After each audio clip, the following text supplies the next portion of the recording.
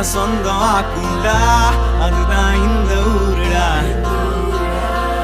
எங்க பீச்சு காத்து மேல பட்டா போதுண்டா, உனக்கு நல்ல ராசிடா, இனி நீ சென்னை வாசிடா. பாவா வந்து ஆட்டோல ஏறி பாத்தியா, அண்ணன் சொல்லு நம்ம ஊரோடு வரலாறு கேட்டியா. மயிலாப்பூர் ஃபில்டர் காஃபி வாசம் தூக்குதா.